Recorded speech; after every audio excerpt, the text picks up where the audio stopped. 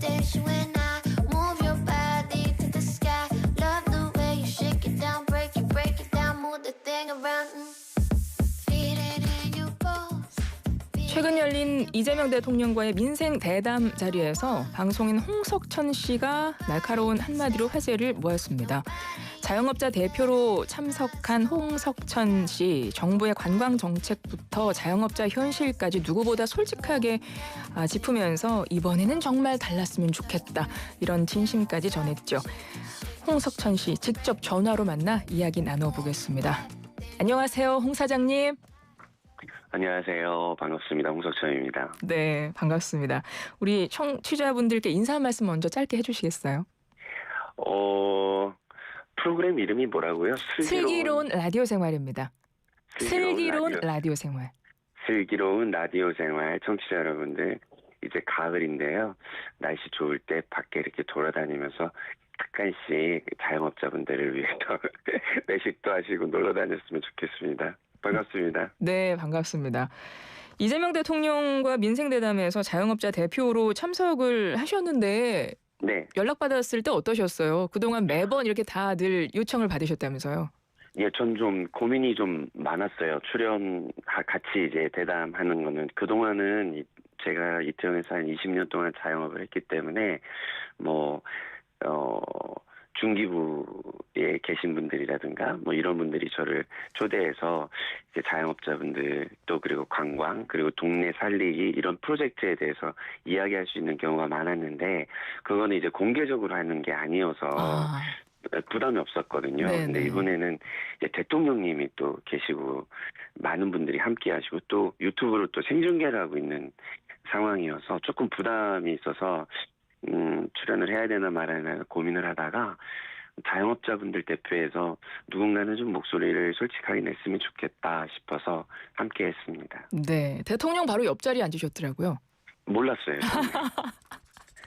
그냥 사회자가 또 누가 있는 것 같이 비워놓은 자리여서 그냥 맘 편히 있다가 갑자기 대통령님 거기 앉으셔서 제가 잠시 긴장을 했습니다. 근데 그 자리에서도 좀 약간 긴장했다 말씀하셨는데 사실은 전혀 긴장하신 것 같지 않고 정말 그동안 마음속에 담아두셨던 말씀을 솔직하게 하셨던 것 같아요. 어때요? 그 자리까지 갔을 때는 저한테 발언 기회가 있으면 다른 분들은 너무 이제 어려워하시는 경향이 있어서, 저는 예전에 경기도지사 하셨을 때 행사할 때 제가 MC를 한번 본 적이 있어요. 한번 보신 적이 있군요. 부천 만화축제에서 제가 MC를 본 적이 있는데, 그때 이제 지금 영부인님하고 두 분 한번 제가 인사한 적이 있어서 그냥 조금 맘 편히 말씀 나눠야 되겠다라는 생각을 했죠. 네, 그래서 정말 그 마음속에 자영업자 대표라는 책임감을 갖고 그 자리에 너무 좀 부담이 되는 그 자리에 가셔서 하신 말씀을 하나하나 보면 그 이후에도 많이 화제가 됐어요. 정말 쓴소리를 남기셨다, 이런 기사들도 많았던데 저희도 좀 여쭤볼게요. 보면 특히 지방관광, 쓴소리를 하려고 한 건 아니고 사실은 설탕같이 달콤한 단소리를 하고 싶었는데 듣는 분들께서는 저렇게 솔직하게 있는 그대로 얘기해도 되나라는 말씀을 많이 해주셔서 저는 그냥 평소 성격이 좀 솔직한 편이어서 대통령님도 꼭 하셨으면 좋겠다. 이게 자영업 하시는 사장님들이나 직원분들을 저는 만날 수 있는 기회가 너무 많으니까 요즘에 이제 돌아가는 그런 이야기들을 꼭 말씀드리고 싶다라는 생각에 말씀을 드렸습니다. 제가 그 자리에서 우리 홍 사장님이 하신, 홍석천 씨가 하신 쓴소리에 대해서 제가 쭉 여쭤볼 거라서, 그러면 부담을 좀 덜어드리기 위해서 단소리 먼저 짧게 하시고 시작을 할까요? 네, 어제 못 하셨던, 지난번에 못 하셨던. 단소리요? 네.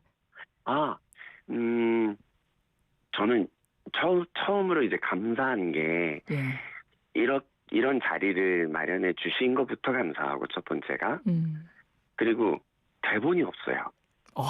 그렇겠죠. 우리 패널들의 대본은 요런 순서로 해서 말씀 나누는 이런 순서 정하는 거는 있는데, 그냥 왜 대본이 이렇게 없죠? 해서 사회자분들도 조금 당황했는데, 그 대통령님 스타일 자체가 있는 그대로 현장에서 이렇게 자연스럽게 얘기할 수 있는 기회가 있을 거라고 말씀을 해주셔서 이런 면이 좀 다른 매력이구나. 네, 라는 생각에 너무 감사했고 그래서 제가 마이크 아무 때나는 아니지만 잘 보고 말씀드릴 수 있는 포인트들이 좀 있었던 것 같고 그 같이 있었던 많은 초대되신 분들도 손들면 기회를 주시는 게 다 그냥 즉흥적으로 해주시는 거여서 와 이거는 진심으로 자영업자분들 소상공인 분들의 이야기를 듣겠다라는 그런 모습이어서 저는 그게 첫 번째 너무 고맙고 감사했습니다. 그러네요, 진짜. 정말 네네. 제대로 현실의 이야기를 듣겠다. 진솔한 자세에서 시작을 하겠다. 이렇게 마련된 자리였군요. 그렇죠. 네. 예. 보통은 이렇게 대통령님하고 함께하는 행사는 그 프롬프트라고 하죠. 대본이 정확하게 있거든요. 그렇군요. 예. 알겠습니다. 근데 이제 이재명 대통령님께서는 그냥 편하게 말씀하시라라고 말씀을 해주셔서 조금 부담이 없었죠. 좋아요. 자, 이제 쓴소리 마음대로 하셔도 될 것 같습니다. 질문하시죠. 예. 그러니까 지난번에 나왔던 이야기들을 하나씩 여쭤보면 지방관광에 대해서 쓴소리를 남기셨는데 네네. 지방관광 정책에 대해서 그동안 좀 답답함을 느끼셨던 모양이에요. 많이 느꼈죠. 저는 이제 지방에 가서 행사하는 경우도 많고, 뭐 촬영하는 경우도 많은데, 실질적인 도움이 되는 정책들이 뭐가 있을까? 그러니까 우리나라는 대부분 이제 지자체가 있지만, 어떤 지자체에서 하나를 잘 만들어 놓으면, 다른 지자체에서는 그걸 다 이렇게 카피한다고 하죠. 따라하는 경우가 꽤 많은 것 같아요. 맞아요. 그 지자체가 갖고 있는 어떤 역사적인 히스토리, 그 동네의 성격, 그 동네가 갖고 있는 매력을 새롭게 이렇게 뭔가 만들려는 아이디어가 좀 부족하고 다른 데서 한 것들을 자꾸 이렇게 차용하는 경우가 꽤 많거든요. 네. 그러다 보니까 그걸 만들어가는 그 프로세스나 소재나 어떤 뭐 가로등 하나 만들어도 전국의 가로등이 다 같은 가로등이 돼버리는. 그러니까 조금 더 창의적으로 도전하면 좋겠는데 일하시는 분들이 네네. 제가 느끼기에는 나 이거 혹시 했다가 실패하면 내가 책임져야 되나? 라는 느낌으로 굉장히 좀 소극적으로 만드시는 것 같아요. 그러니까 어딜 가나 비슷비슷한 컨텐츠, 비슷비슷한 축제, 뭐 비슷비슷한 뭐 벽화마을부터 제가 말씀을 드렸지만 벌써 벽화마을은 뭐 전국 어디에나 다 있는데 맞아요. 벽화마을의 시초를 잘 모르는 것 같아요. 의미를. 보통은 이제 1차 대전, 2차 대전 유럽에서 전쟁이 났을 때 아티스트들이 피난을 가서 이탈리아 쪽 남부의 시골에 모여서 거기서 캔버스 살 돈도 없고 이 전쟁의 어떤 처참함을 이 벽에다가 그림을 그리자 해서 시작한 게 이제 벽화마을로 저는 알고 있는데 제가 정확히 아는 건 아니겠지만 그러니까 어떤 그런 스토리가 정확하게 있어야 되는데 우리나라는 전국에 벽화마을 그러면 첫 번째 날개 천사 날개 있죠, 둘리 있죠, 꽃 그려 있죠, 뭐 공룡 그려져 있죠. 거의 비슷한 느낌으로 하는 것들이 그동안 너무 오랫동안 맞아요. 근데 벽화마을은 이제 그러나 보다라고 하니까 특성이 없는 거죠. 많은 분들이 그 말씀에 진짜 공감 많이 하시더라고요. 네네네. 그래서 그때 무슨 제안을 하셨냐면 뭐 20%만 그 시공사에 줄 돈들 로컬 크리에이터에게 주면 훨씬 잘할 텐데 이런 말씀하셨는데 네네. 구체적으로 지역 창작자들에게 어떤 기회가 주어지면 좋을까요? 요즘 참 감사한 게 젊은 분들이 자꾸 이제 지방에 내려가서 귀향을 해서 아니면 어떤 도시에 들어가서 내가 여기서 정착을 해보겠다 하시는 분들이 많이 늘었어요. 이분들은 어떤 프로젝트를 아이디어를 갖고 뭔가 지역에 살려고 하는데 물론 조금씩 이제 도움을 받습니다. 뭐 도움이 없는 게 전혀 아니에요. 네, 관에서도 그런 걸 많이 지원을 해주시는데 좀 부족해요. 그런 분들이 어떤 시작의 어떤 그 중심이 돼서 주변에 있는 기존에 살고 계시는 이제 나이가 좀 지긋하신 분들하고도 융합을 해서 굉장히 재미있는 프로젝트들을 진행을 하는 경우가 꽤 많습니다. 그럴 때 조금씩만 지원을 조금 더 해주면 이게 풀뿌리 문화라고 하죠. 맞아요. 이때부터 이렇게 거기에 현재 살고 있는 분들이 거기에 맞는 컨텐츠들을 이렇게 잘 하고 있는데 제가 처음에 첫 단에 말씀드린 것처럼 어딘가 저쪽 밖에서 아이디어를 갖고 우리 고장에 만들겠다 하고 예산을 거대하게 투입해서 뭔가 새롭게 만들기만 하는 거죠. 근데 여러분들이 이제 해외에 여행을 가거나 뭐 우리가 좋아하는 어느 동네를 가거나 하면 거기 있는 것들을 잘 살리고 뭐 낡은 것들은 조금씩 뭐 고쳐가면서 쓰지만 뭔가 새롭게 크게 거대하게 만든다고 해서 그것이 관광상품으로 아주 막 사랑받거나 이러진 않거든요. 네. 그러니까 그 지역이 갖고 있는 그 특징적인 것들을 잘만 살리면 되는데 예산은 굉장히 많이 쓰는데 그에 비해서 효과가 많이 없어지는 그런 컨텐츠들이 너무너무 많죠. 그래서 저는 그게 굉장히 마음이 아픈 것 같아요. 그러니까요. 좀 그 부분에 대해서 정말 정책적으로 반영이 돼서 개선이 됐으면 좋겠고 네. 홍석천 씨가 20년 경력의 정말 1세대 자영업자시잖아요. 네. 그래서 그렇죠. 자영업에 대한 이야기도 좀 여쭤보고 싶은데요. 네네. 요즘에도 이제 자영업계 잘 아실 거예요. 현실을 체감 어떻게 하고 계세요? 지금 가장 힘든 시기라고들 말씀하십니다. 가장 힘든 시기시래요. 코로나고 뭐고 뭐 금융위기고 그거보다도 훨씬 더 위기가 지금 자영업이라고 말씀들 하시는데요. 저도 이제 20년을 이태원에서 하다가 코로나 때문에 잠시 쉬었다가 이제 다시 하고 싶은 생각을 정말 많이 하고 있어요. 네네. 근데도 주저하게 돼요. 저조차도. 경기가 안 좋아서요? 경기가 안 좋은 것도 하나가 있지만 네. 어떤 내 자영업자로서 내가 뭔가를 만든다라는 게 굉장히 여건이 많이 어려운 상황이군요. 어렵죠. 현실적으로. 저는 이제 제 직원들하고 일할 때도 굉장히 해피하게 일하려고 하는 상황이고 뭐 그런 스타일이고 네네. 직원들한테 뭐라도 더 챙겨주고 싶고 그들의 꿈을 응원하면서 이들이 나중에 나갈 때 어떤 나로 인해서 나한테 좋은 걸 배워서 가게 사장 할 수 있게 굉장히 많이 지원해주고 가르쳐주는 스타일이에요. 네. 제 밑에 있는 직원들은 지금 저보다도 더 훨씬 잘 나가는 동생들이 꽤 많이 있습니다. 네. 그 얘기는 뭐냐면 네. 어떤 그 스타일이나 컨셉이나 음식이나 이런 제가 이제 음식점을 했었으니까 그런 것들에 대한 노하우를 잘 배울 수 있는 그런 관계들이 되거든요. 근데 요즘은 분위기가 뭐 그런 친구들도 분명히 있지만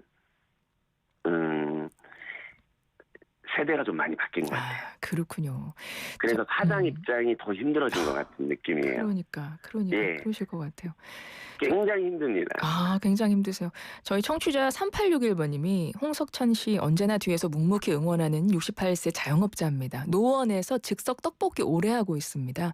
코로나 때도 버텼는데요. 지금이 더 힘들어요. 자영업자들 위해 목소리 크게 내주세요. 항상 파이팅이고요. 이렇게 문자를 주셨어요. 진짜 많이 힘들다고 하시네요.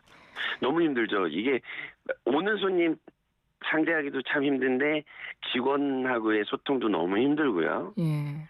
그리고 배달 업체들의 수수료도 너무 힘들고 맞아요. 카드 회사에서 가져가는 수수료도 너무 힘들고 나라에 또 나야 되는 세금도 너무 힘들고 그러면 결국은 사장은 자기 돈으로 뭐 5천만 원, 1억, 2억을 투자해서 가게를 만들었는데 자기는 가져가는 돈이 거의 또 직원보다도 못하는 사장님들이 너무 많으니까 자영업을 하시는 사장님들 아니면 하고 싶어하는 사람들이 주저하게 되는 거죠. 그러니까요. 내가 이걸 왜 해야 되나. 그러면 정부에서 좀 지원을 해줄 필요가 있다고 보세요? 그러니까 제가 여쭤보고 싶은 거. 당연히 있어야죠. 그러니까 제가 말씀드린 지원이라는 게 뭐냐면 동기부여를 계속 해주는 정책들이 좀 있었으면 좋겠어요. 자영업을 하지 말라가 아니고 해야 되는 어쩔 수 없이 해야 되는 분들이 너무 많잖아요. 그렇죠. 뭐 자영업을 하고 싶어서 하는 사람들이 얼마나 있겠습니까? 나도 가족을 건사하고 먹고 살아야 되니까 요즘 뭐 퇴직도 되게 빨리 하잖아요. 맞아요. 그 다음에 제2의 뭔가 인생을 하는데 대한민국은 자영업을 해야 되는데 자영업자가 뭐 600만이다 라는 얘기가 중요하지 않아요. 600만이든 6천만이든 그게 뭐가 중요합니까? 어쩔 수 없이 해야 돼서 가족들 부양하고 아이들 키우고 장가 보내야 되고 하니까 하는 거지. 그 부모들의 마음을 조금만 힘내십시오 할 수 있게 뭔가의 정책을 조금 마련해 줬으면 좋겠는데 지금의 정책들은 제가 시간이 좀 없죠. 네. 지금의 정책들은 사장도 케어를 해줘야 되는데 사장 케어는 좀 안 하고 자영업자들은 거기 있는 직원이나 단기 알바나 여기 오는 면접 보러 오는 알바생들의 권리를 더 많이 쳐주는 것 같은 분위기. 근데 실상은 조금 또 다를 수 있지만. 그렇군요. 어떤 말씀이신지. 그러면 이제 이걸 만들고 운영하고 있는 사장 입장에서는 굉장히 내가 이걸 왜 하고 있지라는 생각이 들게끔 만드는. 그러실 것 같아요. 예. 저희가 시간은 별로 없지만 최대한 제가 말씀 드릴 수 있을 만큼 들으려고 해요. 그러니까 네, 말씀해 주시면 되고 얼마 전에 민생경제 회복하기 위해서 소비 쿠폰 지급됐잖아요. 지금도 이제 사용 기간인데 이런 거는 뭐 좀 도움이 돼요? 실제로 우리 홍석천 씨는 어디다 소비하셨어요? 저는 제가 가는 이태원에 있는 조그만 고깃집에 2번 가서 썼습니다. 이런 것들 조금 많이 현장에서 좀 활기를 느끼시던가요? 너무들 좋아하세요. 그리고 이거를 이제 저도 이제 쿠폰 지금 2만 원 남아 있거든요.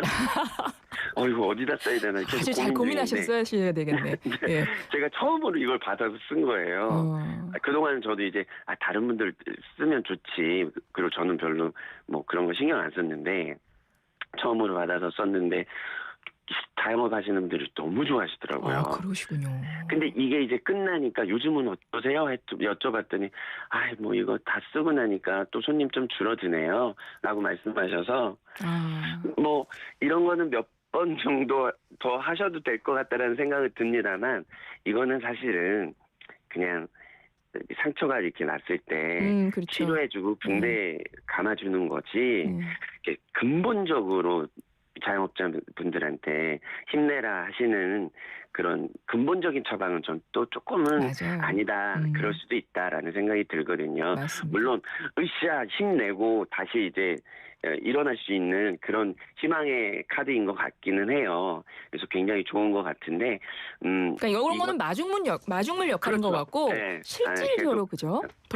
하면서 다른 것들에 대해서 조금 신경 써주시면 요즘 음식 자재 값이 너무너무 올라가지고 그러니까 소비자 장바구니 물가가 오르면 음식점에 들어오는 재료들의 물가는 더 많이 오릅니다. 그렇겠네요. 그래서 음식값이 올라갈 수밖에 없는 거예요. 그러니까 그런데 실제 사장님들에게 돌아가는 건 또 그렇다고 아니잖아요. 올라간 게 아니잖아요. 더 많이 생기는 게 아니에요. 그러니까. 오히려 더 적어요. 사장님들은 어떻게든 가격을 조금 조정해서 부담 안 가게 어떻게든 가게를 운영하려고 하는데 그게 너무 힘들어졌어요. 이제. 맞아요. 그렇습니다. 네. 그리고 대담 자리에서 또 제안하셨던 것이 전통시장 활성화 방안이었어요. 네네네네. 그러시면서 이제 예루살렘 얘기를 야시장 운영에 대한 말씀하셨는데 예루살렘 같이 가실 분 찾으셨어요? 제가 말씀드렸던 야시장 컨셉은 전국의 모든 시장을 다 그렇게 하자는 게 아니라 맞아요. 그러니까 공간을 잘 활용하자는 거죠. 저는 굉장히 획기적이고 되게 제가 예루살렘에 가보진 않았지만 머릿속에서 뭔가 그 활기가 느껴지는 시장의 새로운 모습이 조금 떠오르긴 하더라고요. 그렇죠. 그러니까 제가 말씀드렸던 건 이제 전통시장이라는 게 굉장히 좋은 자리에 위치해 있어요. 근데 밤에 이제 끝나고 나가시면 그 공간들이 다 그냥 어둠의 공간이 되는데 그 공간을 다시 빛을 주고 거기에서 콘서트도 할 수 있고 뭐 자기들이 스스로 이제 공방에서 조금씩 만든 것들 이런 것들 갖다가 놓을 수 있고 뭐 내가 입고 있던 옷들 바자회 할 수 있고 이런 젊은 친구들이 또 그리고 약간 음식도 거기서도 할 수 있는 것들이 예전에 푸드트럭 유행했던 거 아세요? 네, 맞아요. 그거의 가장 실패의 원인이 뭔지 아십니까? 아니요, 전 잘 모르겠습니다. 푸드트럭을 대고 그 푸드트럭에서 음식을 팔 공간이 없는 거예요. 왜냐면 다른 분들은 가게를 하시는 분들은 나는 월세 내고 있는데 맞아요. 너네들은 도로에서 음식을 팔아, 도로에서 커피를 팔아. 그럼 우리는 뭐야? 이런 약간 불평등에 관련된 거예요. 그렇군요. 그러니까 푸드트럭이 무허가니까 이게 성공할 수가 없는 거죠. 그렇군요. 그래서 그 트럭들이 다 폐차장으로 가는 거거든요, 사실은. 그 정부 정책이었어요. 푸드트럭을 막 육성하겠다 하는 게. 그렇군요. 그래서 기억하셔야 됩니다. 근데 그런 것들이 불 꺼진 시장 안으로 들어가면 그게 가능하거든요. 그러네요. 어떤 쪽은 푸드존이 있고, 어떤 존은 아티스트 존이 있고, 어떤 존은 공방 존이 있고, 어떤 존은 기념품 존이 있고. 그러니까 시장을 다시 한번 저녁에 살리겠다는 거예요. 혹시 아실지 모르겠지만 각 시장에 청년몰들이 다 있습니다. 알겠습니다. 정부에서 어느 정부에서 청년몰을 다 만들어 준 거예요. 청년들 대부분이 청년몰과 기존 상인들이 섞이지 않아요. 어떤 존에 묶여 있어요. 어떤 모습을 원하시는지 어느 정도 연상이 되고 어느 정도 제가 가늠이 되는데 이번에 정말 그 자리에서 정말 허심탄회하게 말씀하셨듯이 좀 좋은 방향으로 정말 반영이 됐으면 좋겠고 이제 한 30초 정도 남았는데요. 그 대담 자리에서 못하신 말씀 정말 있으면 한 말씀 그걸 끝으로 드려보죠. 저는 공무원들이 많이 놀아야 된다고 생각합니다. 놀아야 된다고요? 해외 연수 가고 어디 가서 뭐 배우러 가서 한 바퀴 돌잖아요. 대부분 그냥 훑고 오는 거죠. 근데 놀아야 된다고 봐요, 저는. 거기 가서 클럽도 가고 야시장도 가고 거기 뒷골목도 다 돌아야 되고 그냥 놀아야 돼요. 놀 때가 해외 가서 놀 데가 없으면 그냥 이태원 와서 놀다 가시면 돼요. 알겠습니다. 최대한 만끽하셔라. 노시고 나서 그걸 정책에 반영해달라. 맞죠. 지금까지 방송인 홍석천 씨였습니다. 고맙습니다. 감사합니다. 행복하십시오.